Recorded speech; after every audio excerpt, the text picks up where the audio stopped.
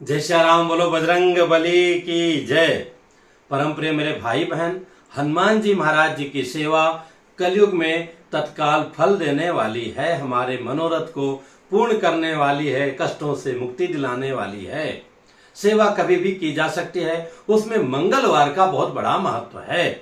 और मंगलवार में भी ज्येष्ठ माह के जो मंगलवार प्राप्त होते हैं उनका तो कहना ही क्या है, कई सारी कथाएं उसके बारे में प्राप्त होती हैं। इस दिन हमें क्या करना चाहिए? तो सबसे उत्तम तो यह है कि अगर ईश्वर ने आपको भरपूर दिया है तो भगवान का संकीर्तन कीजिए, अखंड श्री रामचरित मानस का पारायण कराइए, नहीं कम से कम सुंदर कांड का पाठ तो अवश्य कराना चाहिए। ये सब भी कुछ नहीं कर सकते हैं, कुछ हमको आता ही नहीं है, तो राम राम भगवान के नाम का जाप कीजिए, उससे हनुमान जी महाराज बड़े प्रसन्न हो जाएंगे। और अगर ईश्वर ने दिया है तो एक दिन पहले ही जो है अखंड श्री रामचरित मानस का पाठ प्रारंभ करा दीजिए, मंगलवार को समापन हो जाए, होम इत्यादि करा करके और दिव्य भंडारा का आयोजन कराइए। अथवा मंगलवार को ही सुबह सामान्य रूप से हनुमान जी महाराज जी की पूजा करा करके और भंडारा कराना चाहिए, क्योंकि भंडारे में जो दीन दुखी अनजान जन आते हैं, जिनको हम बुलाते नहीं हैं, वो हमारी प्रसन्नता के प्रसाद लेकर के तृप्त हो जाते हैं। वो सब हनुमान जी का ही रूप माना जाता है, वो सब श्री हनुमान जी महाराज स्वयं प्रत्यक्ष स्वीकार करते हैं। और ये जो ज्येष्ठ माह का मंगलवार है, ये 28 मई को प्रथम मंगलवार प्राप्त हो रहा है। इसके बाद में 4 जून, 11 जून और 18 जून को ये मंगलवार प्राप्त होगा। इसकी परंपरा से देखें हनुमान जी की पूजा की तो कहना ही क्या है, अनेक उदाहरण है। उसमें भी इसको बुढ़वा मंगलवार कई जगह कहा गया, वृद्ध मंगलवार कहा गया है। और हनुमान जी की बल की बड़ी महिमा बताई गई है, उनकी कृपा की महिमा बताई गई है। बल की महिमा देखना हो तो महाभारत काल में जो है सबसे बलशाली भीम जी अपने आप को मानते थे, फिर एक उनके ध्वजा में हनुमान जी विराजमान हुए, उसकी एक अलग कथा है। ये भी माना जाता है कि ज्येष्ठ माह में ही हनुमान जी महाराज अपने आराध्य प्रभु श्री राम जी से गले मिले थे, और इसलिए भी इस पूरे माह को जो है उत्सव से मनाया जाता है।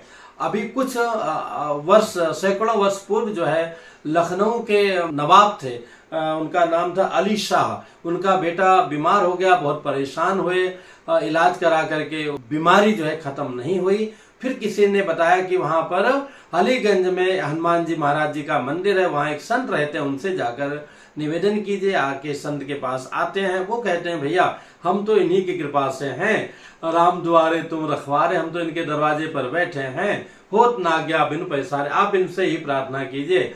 वो जो है नवाब ने बड़े ही, चूंकि अपने पुत्र के जीवन का सवाल था, वो निराश हो चुका था, हनुमान जी महाराज जी से बड़े ही अनुनय विनय से प्रार्थना किया और उसका बेटा जो है अच्छा हो गया।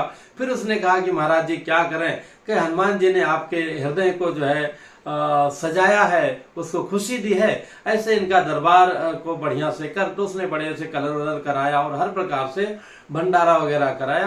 तो ये भी माना जा रहा है कि वैसे तो पूरे देश का विश्व में मनाया जाता है, पर लखनऊ में, हमारे उत्तर प्रदेश की राजधानी लखनऊ से लेकर के जितना पूर्वी उत्तर भाग है, या पूरा उत्तर प्रदेश जो है, झारखंड, बिहार इत्यादि जो है, जहां जहां तक इस प्रकार से है, विशेष रूप से मनाया जाता है। संकीर्तन किया जाता है, भंडारा कराया जाता है, और लोगों में जो है हनुमान जी महाराज जी के नाम का, गुण का जय जयकार होता है। संभव हो तो हम व्रत रह करके सारा कार्य करें, वैसा ना कर सके तो कम से कम प्रातः जब तक पूजा नहीं करते हैं हनुमान जी की, तब तक व्रत रहें, और पूजा के बाद में प्रसाद वितरण कराएं। दूसरा निवेदन ये भी है, जो भी हम प्रसाद बनाते हैं इसमें पूड़ी और छोला विशेष रूप से होता है, तो इसमें लहसुन प्याज इत्यादि का प्रयोग लगभग नहीं होता है।